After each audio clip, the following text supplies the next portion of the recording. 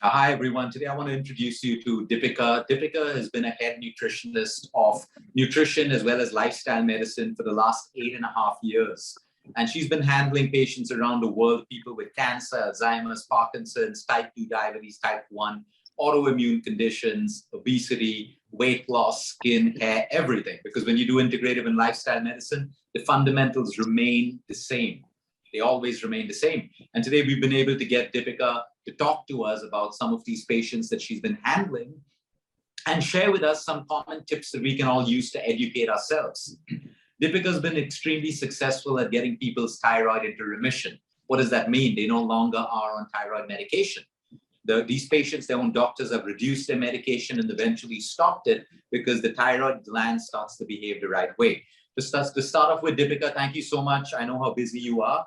And today I want to ask you that you have so many patients with so many different conditions. What are some of the commonalities that you see amongst all these patients in terms of lifestyle and behavior? Of course, we know the symptoms and we know medications can be different. But what are some of the commonalities from a lifestyle aspect that you see with all of these patients? Thanks, Luke, for having me here. And I'm so happy to share my experience with all of them out there, because the most common things that we have noticed in our clients when it comes to any disease condition, whether it is cancer, thyroid, or any other issue, it all starts with one is your gut. When the gut is highly compromised, that's when you're not able to digest and absorb different nutrition. And that's where a person starts facing issues. So particularly, it is related to the food intake that you are doing. If you're having a bad lifestyle, eating bad food, it is definitely going to compromise your gut. Secondly, we have also noticed that people who are sedentary, like not moving around, or they are on a desk job, or they have a sitting work throughout the day, there is no movement happening in the body. So lack of blood circulation, too much of lactic acid production in the body. That means the body is turning acidic and it is not allowing the person to heal.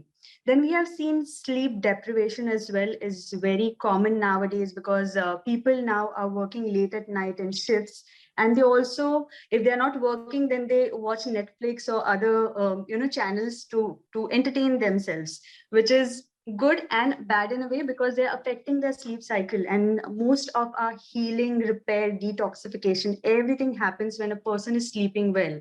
So if the sleep cycle is getting affected, that's where the person is blocking their healing cycle. They are not allowing their body to heal, and they're also making sure that their body starts having these issues.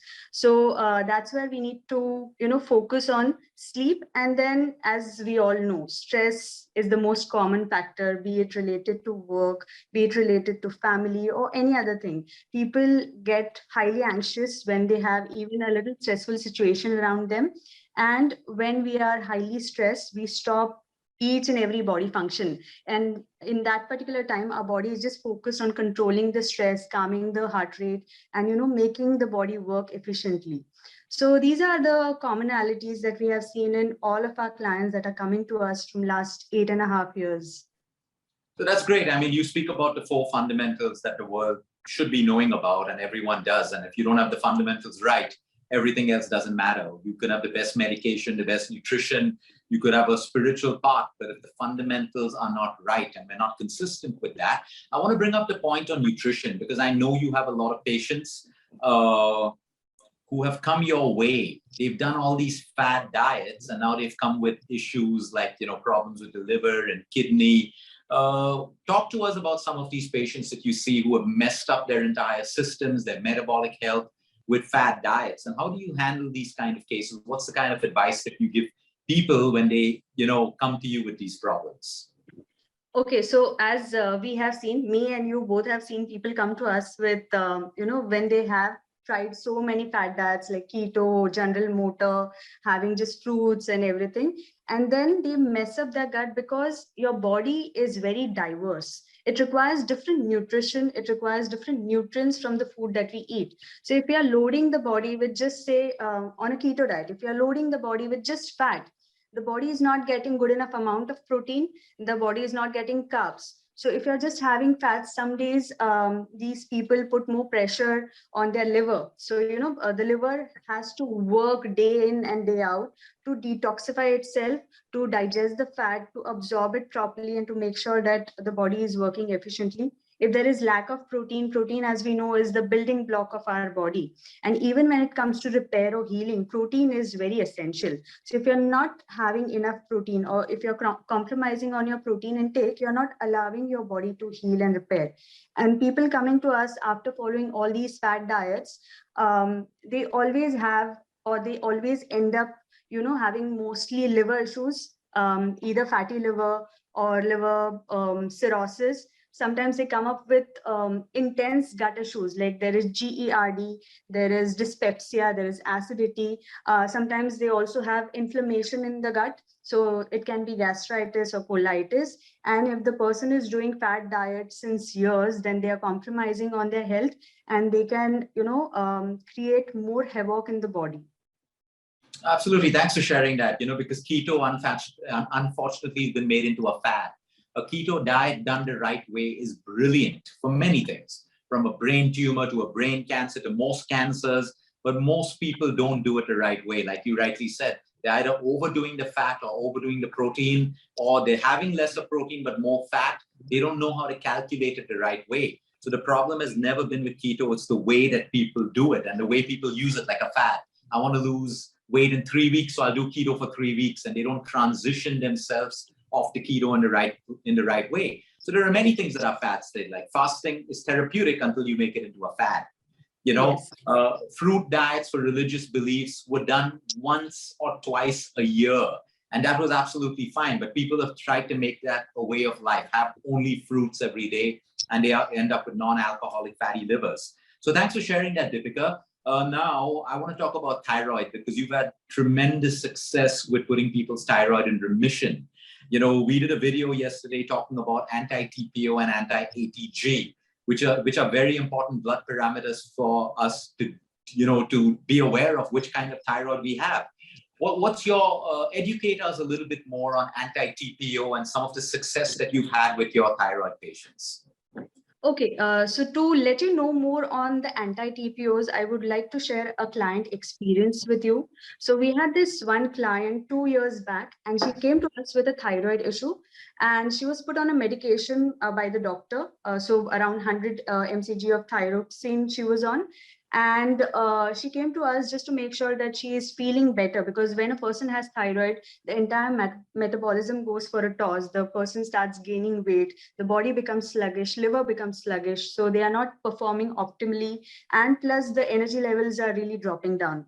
So she came to us to fix all the other issues as well as thyroid. We tried different things on her for one entire month, and after that, we also asked her to do our panel test, because it's very important to know what kind of thyroid she's facing. Her doctor never told her to go and do anti-TGs or anti-TPOs, but we asked her to, go ahead and do these tests. Now, we took 1 month, because the client was also very resistant to do any sort of blood testing. So we did not force her to do it.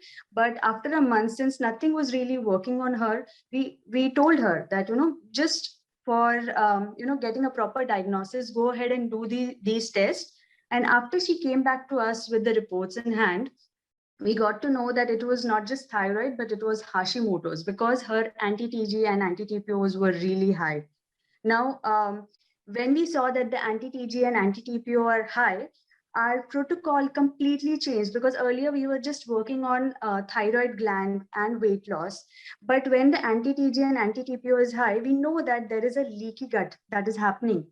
And leaky gut is allowing the nutrients and the food particle to enter into the bloodstream. And that's how the autoimmune cycle starts. So her own immune system was attacking her thyroid gland. And when we were not aware about her being Hashimoto thyroid client, we were allowing her to have all the food which were actually triggering the immune response. So she was having dairy, she was having wheat roti, she was having ice cream sometimes, because she used to feel like having it, and we never stopped it. So after we came to know about the anti-TGs and anti-TPOs being high, we actually put her on a very restrictive diet. and we allowed her like millets and all, but we stopped all the irritating or inflammation causing triggers like casein or gluten, white processed sugar, etc. And within 2 months, we saw that this client was feeling so much better. Like her energy levels improved, her weight loss journey started. So she was definitely reducing weight very gradually, hardly like 2-3 kgs per month, but at least she saw a drop in her weight after so many years. So she was very happy about the same. And that's why it is very important to perform these tests, anti-TPOs, to get to a diagnosis, whether it is really a thyroid or a Hashimoto's thyroiditis, so that we can treat it accordingly. Now, when you go to doctors, the doctors will keep on increasing the dosage of the medicine, but they can't really help you with any other thing. Whether it is a thyroid or Hashimoto's, the only thing they can give you is medicine. But when it comes to nutrition, when it comes to integrative nutrition and lifestyle, we have to look at all the 4 pillars, and we have to make sure that we change the nutrition to control the inflammation, to target the root cause. So her root cause basically was the gut. So we targeted the root cause, we healed the stomach lining, all her issues started coming under control, and her doctor herself started reducing her medicine dosage. From 100, she came down to 12.5. And then after that, I think the doctor then gradually stopped it as well. After I think 6 or 7 months, the doctor gradually stopped the medicine as well. And she was off the medicine, even being on, even being diagnosed like a Hashimoto's. So it's in remission, and it's as Yes. simple as that. I mean, it was an autoimmune condition. The flare-ups, the triggers for the flare-ups were removed, the attacks stopped, and the thyroid's in remission, no requirement of medication anymore. Well, thanks for sharing that and the importance of anti-TPO, because it's very necessary for people to know that the doctors are right in a way, because there is no medicine to treat an anti-TPO and anti-ATG, but there is always lifestyle combined by medicine that can eventually get the patient off that medication, or at least from a higher dosage to a smaller dosage, which is still a big win for the human body. So Deepika, before we end this, you work with a lot of people in Bollywood on building great bodies, transforming bodies, helping people lose weight. And one question that I wake up to every morning in my Instagram box and everywhere else is like, how do we reduce or how do we burn belly fat? So very quickly, what are your top 3 or 4 lifestyle tips to people? We understand that everybody's unique and everyone's different. Some have hormonal imbalances. Some people have certain other conditions. Some are genetic in nature. But what are your top 3 or 4 tips that you think really works at a holistic level for people to really start their belly fat loss journey? So the very first thing that comes into my mind is stress. When we are under stress, we tend to accumulate fat, particularly in the abdominal area. That's where the belly fat start increasing. So we have seen many clients coming to us who have like high stress level. Their entire body is lean, but when you look at their abdomen, it's like bloated. So they need to work on the stress. Once the mind starts getting under control, it becomes calm. That's when your body is able to function properly, and it will break down fat as well in a proper manner. So one is that. Second is activity. Now, why activity? Because we have seen many people not doing any sort of exercise and few people doing over exercising as well. So if you don't do it or you do it in excess, both the things are not good for you. So there needs to be a balance when it comes to activity. A 10,000 steps, we always tell our clients, that is like a benchmark, which suggests that you are active throughout the day. That doesn't mean that in 1 hour you have to go and run and do the 10,000 steps, and then later in the day you're just sedentary and sitting at one place. So that doesn't work. Or even if you're doing like 2-3 hours of workout in gym, unless and until you are a celebrity, Bollywood celebrity, wherein you have to make that body, or you are an athlete, that 2-3 hours of workout is also going in vain, because ultimately after a certain time your body then starts holding on to more fat because it is moving towards negative stress. So that's how overdoing on exercising or underdoing on exercising doesn't work. And thirdly, what I have seen with my clients, it's they were having late night dinner. So having dinner at around 10, 10:30, and then sleeping within 1 hour, wherein your body is not able to digest the food properly. And when you're sleeping, your digestion actually should shut down completely. But they're sleeping, their body is in that digestion process. And that is what is also making the body sluggish and accumulate more fat. So that's why make sure that the gap between your dinner and bedtime is around 2 to 3 hours. Now, that doesn't mean that if you're eating at 10, you should sleep at 12 or 1 o'clock, but try and keep your dinner a little early, like how we follow in intermittent fasting. We finish the dinner early so that after the fast starts, our body is, not digesting anything. When the digestion is shut down, the entire energy is used by the body for healing purpose, for improving the metabolism, for doing other functions in the body. So that's how the body fat will come under control. And this has really worked well for many of my clients. So their fat percentage or their abdominal inches have reduced drastically after making these changes. So these are like my top 3 tips to everyone out there. They can follow it easily. There is no harm in following any of these tips. Thank you so much, Deepika, and thank you for sharing all of your knowledge and experience that you've accumulated over the last 8.5 to 9 years. It's been a pleasure having you on board. And at the same time, thank you for all the difference that you've been making in all of our patients' lives across the world. And I think in our next session, I would want to have a session with you specifically on your cancer patients, where we can start talking about common lifestyle tips. Every cancer, every body is different, but there's been a lot of success of putting cancer in remission as well in an integrated way. While the doctors do their chemotherapy, radiation, surgery, whatever, there is a certain lifestyle protocol that you've been working out with your patients. It'll be nice to talk to you about that, but thank you so much for your time. Absolutely. No. Thank you. Bye.